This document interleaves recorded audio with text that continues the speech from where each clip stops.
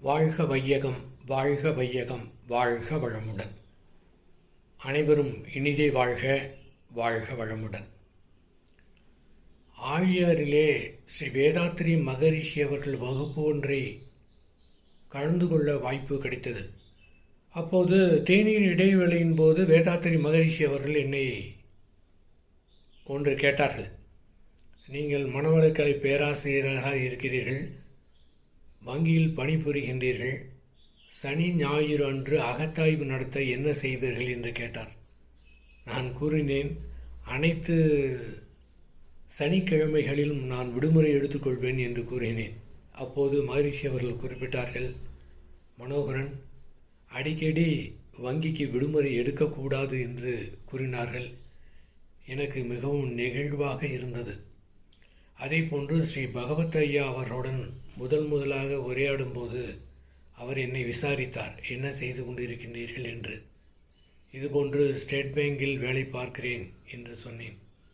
அப்போது அவர்கள் குறிப்பிட்டார்கள், நீங்கள் பணி ஓய்வு பெற்ற பிறகு வாருங்கள், நாம் இணைந்து பணியாற்றலாம் என்று கூறினார்கள்.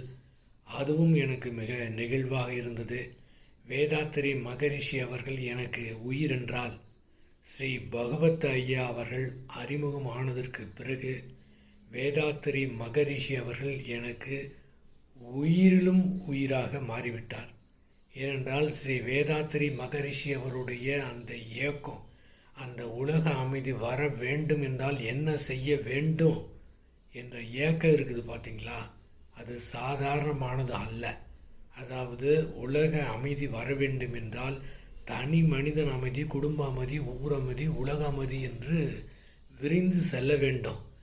அந்த தனி மனிதன் அமைதி என்பது ஸ்ரீ பகவத் ஐயா அவருடைய கருத்தை நன்கு புரிந்து கொண்டு விட்டோம் என்றால், அதாவது மன உணர்வுகளை எதிர்த்து எதுவுமே செய்ய தேவையில்லை, அதை அப்படியே ஏற்றுக்கொண்டு விட்டோம் என்றால் அது எப்போதும் அமைதியாக தான் இருக்கும் என்பதை புரிந்து கொண்டு விட்டோம் என்றால் அமைதி கிடைக்கும்.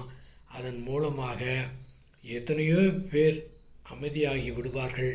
அதன் காரணமாக ஸ்ரீ வேதாத்ரி மகரிஷி அவர்கள் குறிப்பிட்டது போல அந்த குடும்ப அமைதி, ஊர் அமைதி, உலக அமைதி என்று அது விரிந்து சென்றுவிடும்.